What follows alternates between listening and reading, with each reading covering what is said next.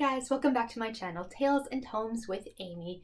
It is the end of November, so that means it is time for another wrap-up. So here are all the books that I read during the month of November.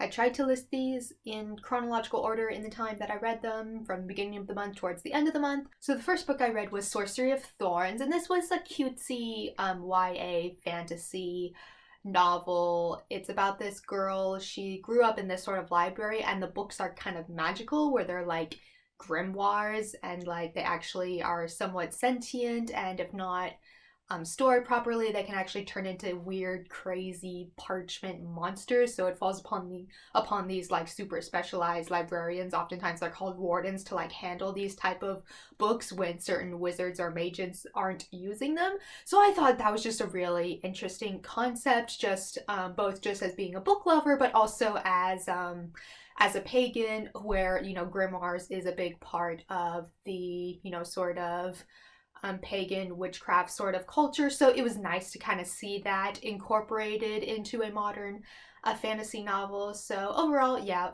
like 4.5 out of 5 stars. I really enjoyed it. The next book that I read for this month is The Puppet Master's Apprentice by Lisa DeSalm. And so I basically chose this as my pick for my brand new release of October that I was going to buy. And it basically is a hybrid of Frankenstein and Pinocchio. It's about a girl named Pirouette who works as, again, her father is a puppet master, and she's commissioned to like create all these dolls, but then of course the dolls start coming to life, and what are the intentions of the person that wants to bring them to life? You know, again, exactly as it says, combination of Frankenstein and Pinocchio. And if you're really interested in an in-depth analysis of this, I am so happy to announce that I actually was able to get Lisa DeSalm to join me for an interview on her book in my Gothic literature podcast, Sublimely Gothic. So if you want to hear her thoughts as we go through the story of Puppet Master's Apprentice, go check that out on Apple Podcasts or at my website at www.paganpoetess.com. The next book that I read was Three Dark Crowns, and this one I checked out from the library. I'm basically at a point where with all my library books, I'm just trying to gather like the first book of all the like fantasy YA series that I've missed out on since 2015. And so I just looked up like what is in that category that I haven't read yet, and Three Dark Crowns, you know, emerged as one of them. So I started reading it, and again, with the YA fantasies, it can honestly be hit or miss with me, because sometimes the writing style will be too simple and I'll, you know, yearn for like my adult fiction, but other times, you know, it's just really, really brilliant. So I went into it. So basically it's the story of, there are three triplets. Like there's this tradition like where each queen gives birth to triplets, and those triplets are separated at a young age. And basically it's a tradition where the triplets have different powers, and then like once they reach 16 or 17, they are finally brought together again with the intent that they have to kill each other to sort of like Hunger Games type of deal. And so our three queens in this generation is Katarine, who is the poisoner queen. Her special ability is to be able to poison people and knowing a lot about herbs and poisons and that sort of thing. And then we have the elementalist queen, Mirabella, where she can control like fire, lightning, storms, water, like that sort of thing. And then we have Arsinoe, who is called the naturalist queen, and she's supposed to have the ability of growing plants and nature and, you know, having a connection with animals, like having a familiar. So again, so three queens with three different abilities. And I just really liked the book because I got really invested in all the characters, and I don't know how, you know, even though it's a YA novel, I just finished the first book, and I don't know how Game of Thrones they're going to be. Are they actually going to kill each other or not? And so I don't know, you know, which queen to root for, because we basically, it's told from their perspective of all three queens, as well as a few of the side characters that are friends with the queens. And so I think of my favorite queens is Arsinoe, the naturalist queen, because she's sort of the underdog, where like people haven't really seen a great deal of her abilities. So people are just assuming that she's like a non-contester, that she's going to very quickly be killed off, and it's more probably going to be a fight between Mirabella, the Elementalist Queen, and then Katarine, who is the Poisoner Queen. And then there's the backstory that the Poisoners, like the Poisoner Queen has become queen within the last few generations of queens and royal families, so that the Poisoners have basically had political power and control for a century or more at this point. And so, but yeah, I think my favorite so far is Arsinoid, the underdog. And then another YA fantasy that I read was A Court of Wings and Ruin by Sarah J. Maas. And again, this is one of the few YA fantasy novels that I knew pretty much that I knew I was gonna like it, and so therefore I invested in buying all the books. So now I've completed the trilogy. And Court of Rings and Ruins, I liked it. It was a good conclusion, but it was kind of odd in that sort of trilogy where it's not the third one that's my favorite. It's actually the second one, Court of Mist and Fury, and I feel like that's pretty common amongst Court of Thorns and Roses fans, because it just doesn't follow a very typical trilogy setting where the second one is the darkest or the most boring one. Like, you know, when Feyre has to go back to the Supreme Court and sort of spy, I was just like, yeah, I can understand why she's doing it, but I'm just like, I want to get back to the action, like back to the Night Court. But overall, it was really good. I really enjoyed it. And then that goes into the next book I read, which was A Court of Frost and Starlight. Also, of course, this is basically the novella Christmas edition, if you will. I originally was gonna buy it to like complete the set, but then I found it for the audiobook for free on Hoopla, so I decided to just listen to it. And again, what you would expect, pretty fluffy, typical.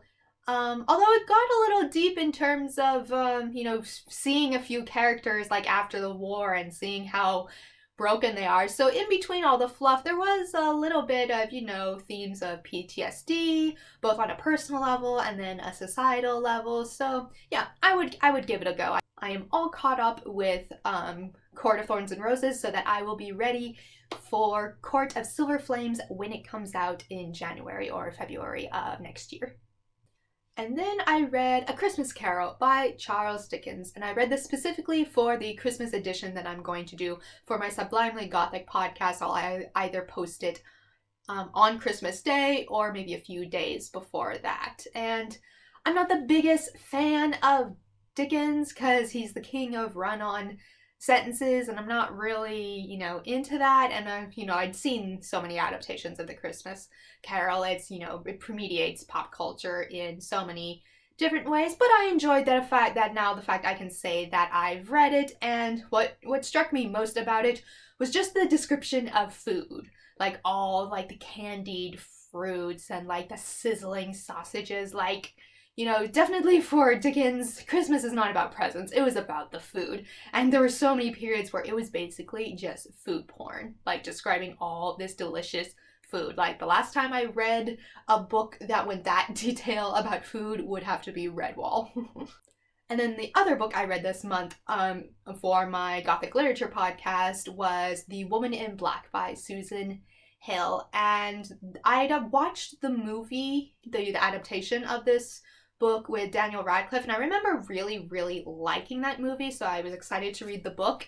And so yeah, it was a really good story, really good writing style. Again, just the very typical, this lawyer, Arthur Kipps, he goes to settle the affairs of his client, who has recently passed away, and now she's left this mansion, Eel Marsh House, and of course, you know, all the townspeople are frightened of it. And so why exactly are they all frightened of it? Very classic, you know, typical English ghost story, but I enjoyed it. And finally, the last book that I am reading for November, which I know I will finish it by November 30th, by the time this video comes up, is An Enchantment of Ravens. Again, same author as Sorcery of Thorns, Margaret Rogerson, and this was her first novel, and I'm about a little over a third into it. You know, definitely will finish it. Again, I really like it. It's sweet, it's wholesome. One thing I'm noticing is the uncanny parallels between this and Court of Thorns and Roses. Like, the main character's love interest, you know, the fairy, he is the prince of the Autumn Court, you know, with red hair, and, you know, the fairies have a weakness for iron, and they're called like the court, the winter court, the spring court.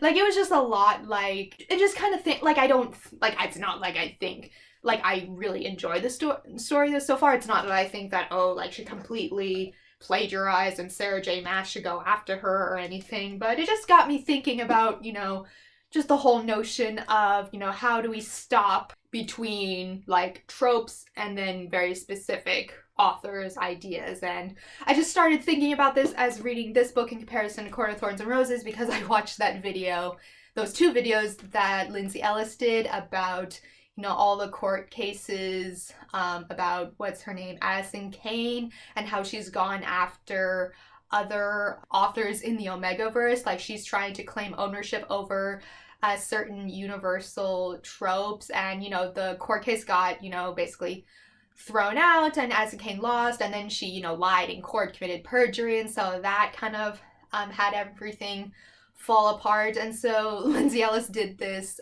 video about it, and then right after she did that video, Addison Cain's lawyer emailed her saying like, take down this video, blah blah blah blah blah blah blah blah blah. And then, you know, Lindsay Ellis created another video discussing all of this, you know, basically the way Addison Cain, you know, is becoming a bully, like just anything she doesn't like, you know, people commenting about her or her books, she tries to mask as copyright infringement, and therefore tries to deplatform people. And again, not at all saying that this is the case with Enchantment of Ravens. Again, I really like it. I really enjoyed it. And I'm sure a lot of the fairy tropes are not anything that, you know, Sarah J Maas invented on her own. I'm sure that's deeply seated in fairy folklore that they both drew from that mythology. But yeah, just the whole, that just got me thinking about, you know, the parallels and, you know, where do we draw that line. So yeah, those are all the books that I read for November 2020. Be sure to check out my December to be read video coming soon. Take care, everyone. Bye.